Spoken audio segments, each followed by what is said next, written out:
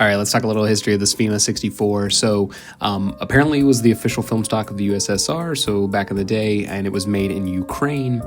So Svema 64 was low ISO black and white. It was originally used for scientific purposes, then it ended up being for surveillance and cinema applications. So once again, looks like we got a little bit of a war backstory because it was made to be really tough, so the base of it could be frozen and stashed for a long time, so that's probably why we're able to still see it today.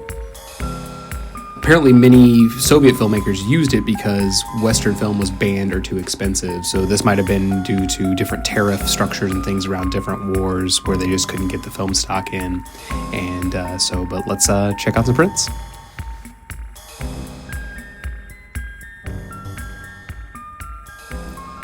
All right, so it's Prince time. It's been about 4 weeks since I recorded the opening of the video, and so if you've been watching for a while, you might have heard a couple weeks ago that the school that I teach at is currently closing at the end of the semester. I just found that out, so it's been a little bit of frantic finding new places as life comes at us fast, and we have to make adjustments. And so with that being said, it took me a little bit longer to get to this, and so that's why I'm in a different shirt. I think my hair is different than where we started, but nonetheless, we got some prints, and so we're going to look at them today. And so the Svema 64, a little bit of a rundown of what happened. So as you can see from this print and the Lightroom tutorial, or the Lightroom transfer that you just watched, they did work.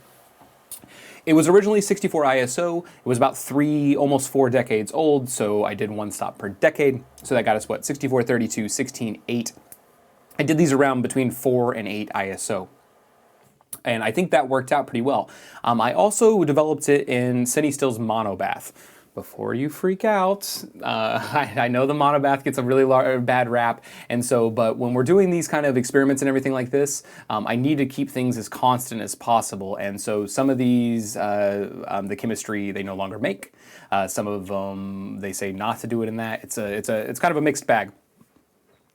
As a little secret, I've done most of these in monobath for black and white, and the reason I've done that is because I know that will be consistent across, and if it's working, it's basic black and white developing, and so that removes any of those kind of things that might be limitations or difficulties, and it allows me to be able to actually get something out of it.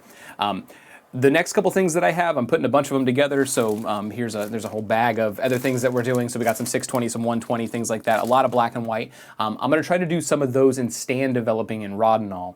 I've heard a lot of from the community saying that would be a good option as well.